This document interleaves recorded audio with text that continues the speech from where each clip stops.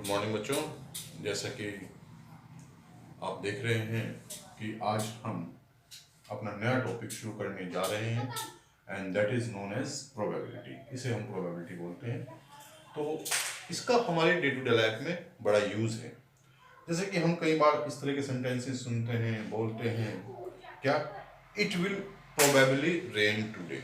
जैसे कि एक सेंटेंस है कि आज रेन बारिश होने की संभावना है, प्रोबेबली रेन टुडे। और दूसरा, I doubt that he will pass the exam.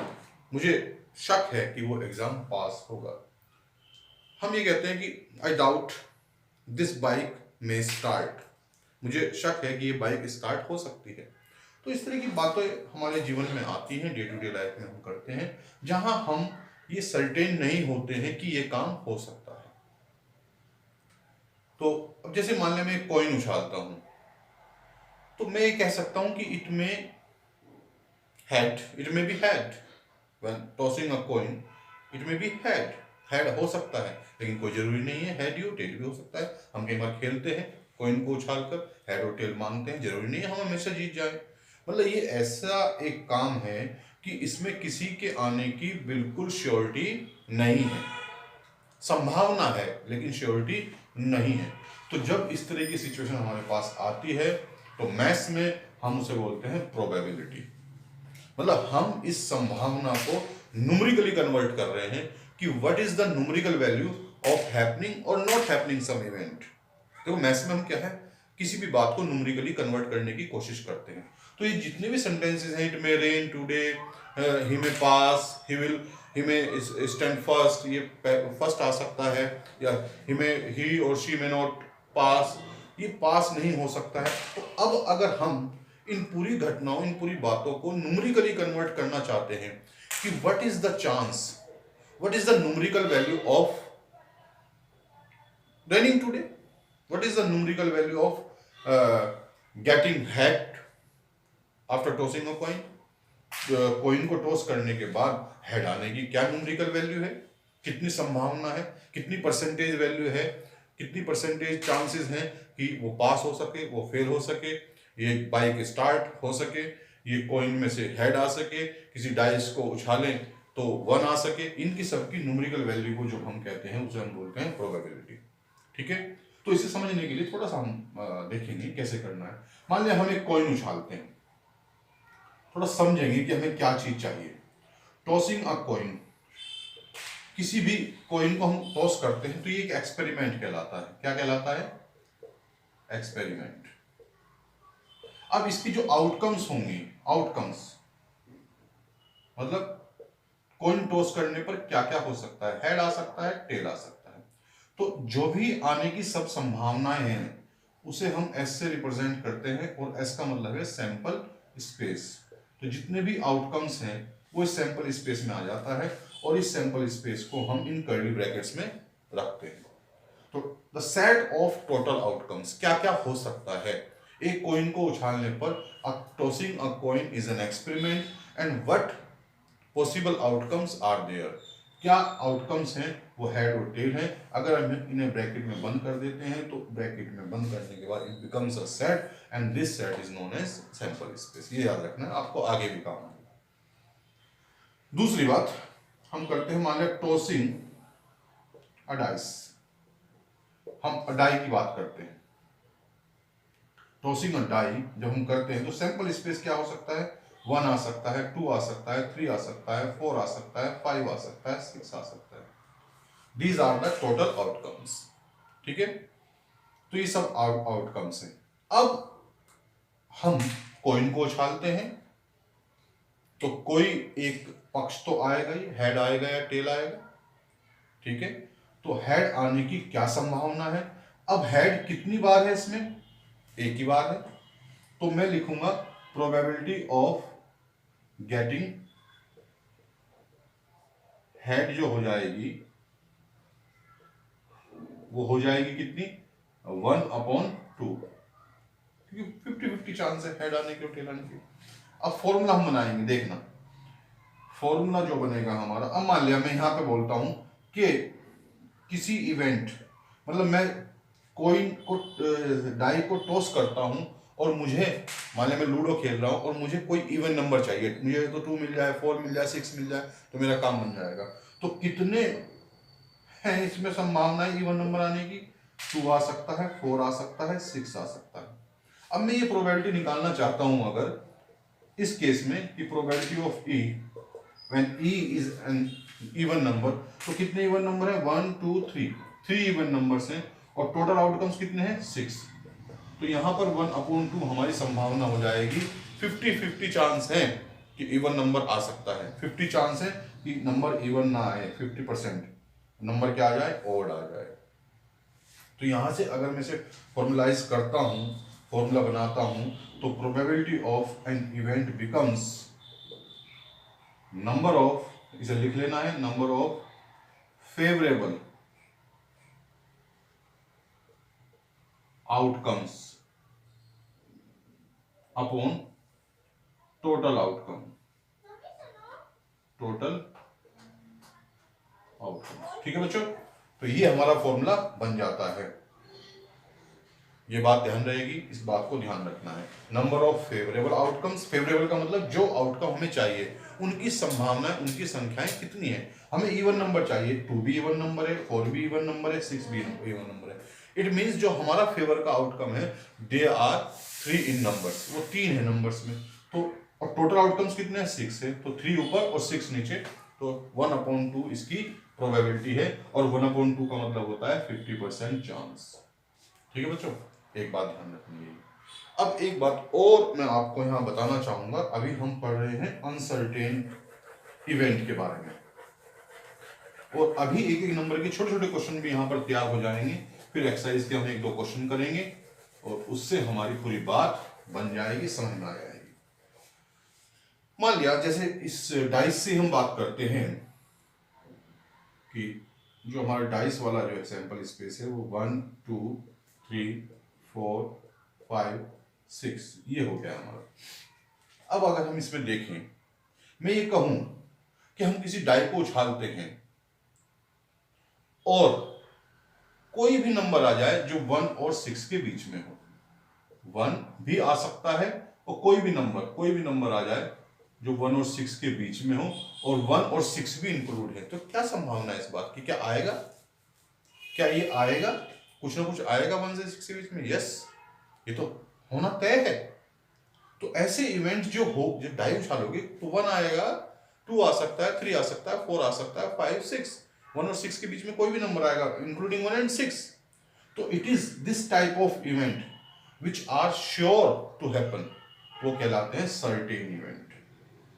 Sure event जो they are certain to happen, sure event, इन्हें बोलते हैं श्योर इवेंट। ठीक है, सर्टेन टू हैपन। अब ऐसे इवेंट भी होते हैं इसी सैंपल स्पेस में। अगर मैं कहूं कि प्रोबेबिलिटी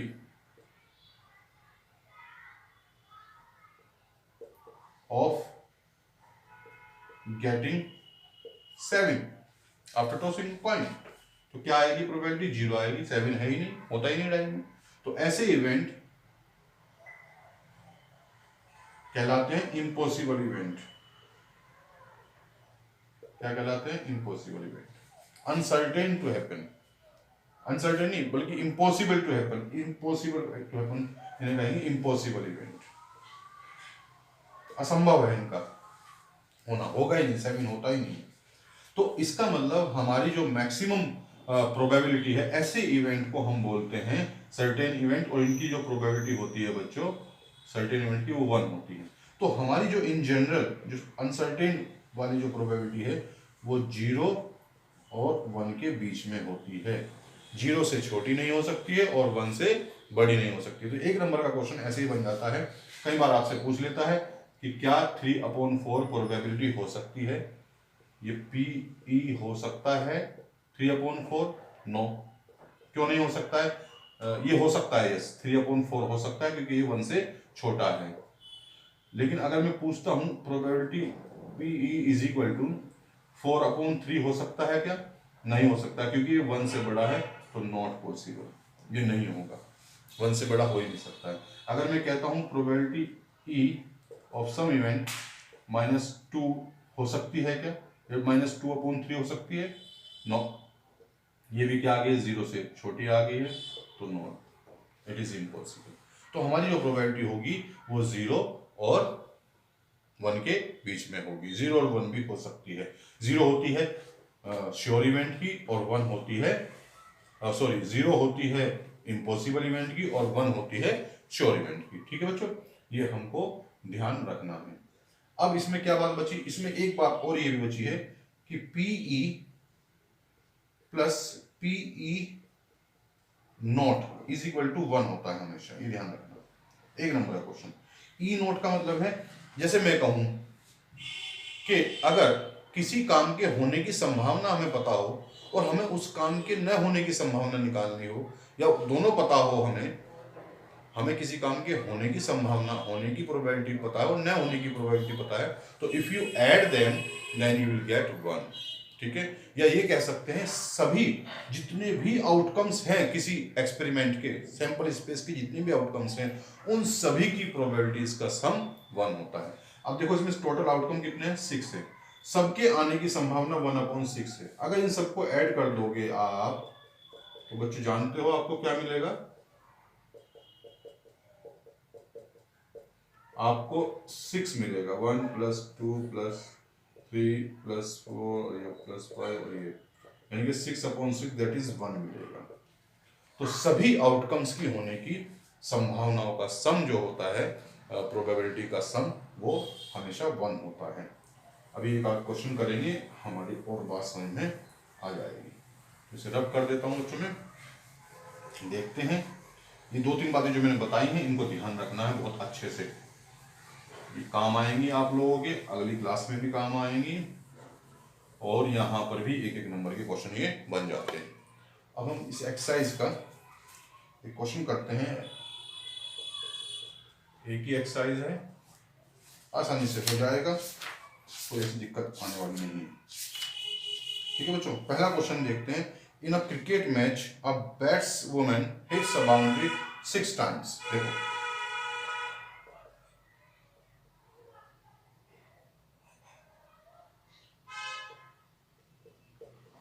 हिट्स बाउंड्री 6 टाइम्स, ये क्वेश्चन है। और she plays 30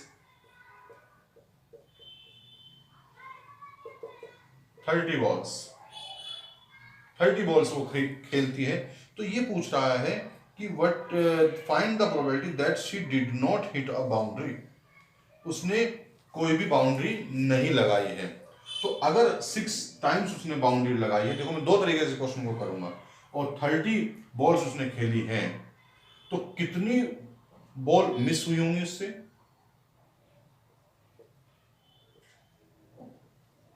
she did not hit boundary, कितनी बाउंड्री नहीं लगाई है उसने? 30 - 6 कर देते हैं, दैट इज 24। सो प्रोबेबिलिटी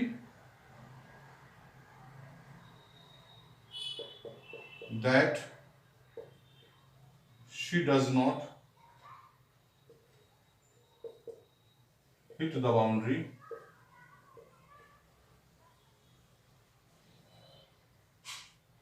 क्या आ जाएगा? 24 बाउंड्री, क्योंकि उसने 24 टाइम्स नहीं लगाई है, और टोटल जो आउटकम्स है, इनके टोटल बॉल्स जो शी प्लेड दैट इज 30 आ गया है,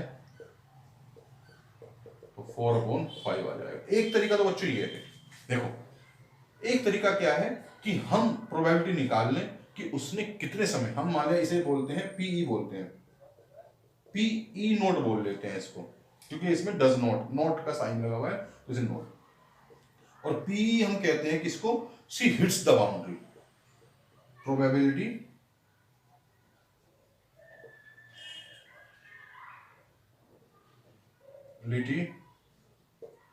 that she hits the boundary. तो कितने टाइम्स उसने बाउंड्री को हिट किया? 6 टाइम्स, और टोटल 30 बॉल्स प्लेड, तो 1/5 हो जाएगा बच्चों। अब if you add them, PE, इसका यूज बताऊंगा, और PE not, so you get 4/5 plus 1/5, तो 4 plus 1/5 gives 5/5 and it is 1। तो मैंने क्या बताया था, PE प्लस PE नॉट जो होता है वो हमेशा 1 होता है। किसी काम के होने प्लस किसी काम के न होने की संभावनाओं का सम क्या होता है, 1 होता है। अब इसका यूज कैसे करेंगे, हमें समझ में नहीं आ रहा कि हम क्या करें, कि हमें ये प्रोबेबिलिटी निकालनी है that she does not hit the boundary, लेकिन हमें यहाँ पर हिट्स द बाउंड्री, कितने टाइम्स वो हिट करती है बाउंड्री को, वो नंबर पता है।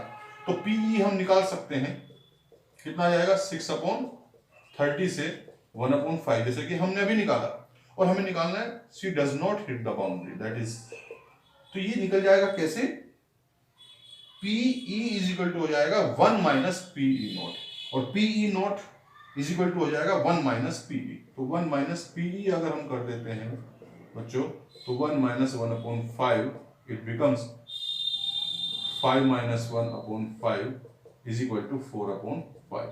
तो ये हमारा आंसर आ गया, और यही हमारा आंसर था।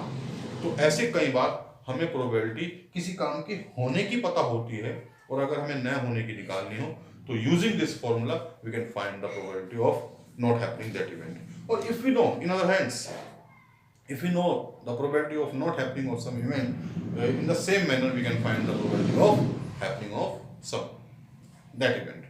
ठीक है, तो ऐसे हम निकाल सकते हैं। तो बच्चों आज हमने बहुत सारी चीज़ें डिस्कस की, हमने प्रोबेबिलिटी को समझने की कोशिश की, प्रोबेबिलिटी को जाना क्या होता है, और हमने एक क्वेश्चन भी किया और एग्जाम्पल्स किए। तो मुझे उम्मीद है आप लोगों के समझ में आया होगा। तो इस तरह से आप इसके क्वेश्चंस कर सकते हैं प्रोबेबिलिटी के, कोई दिक्कत समस्या आपको आने वाली नहीं है। Even if you face any problem, feel free to ask me, okay, I will try my level best to solve your problems, queries, okay। So आज के लिए इतना ही, आज हम यहीं पे रोकते हैं। Thanks for watching, thank you, bye bye।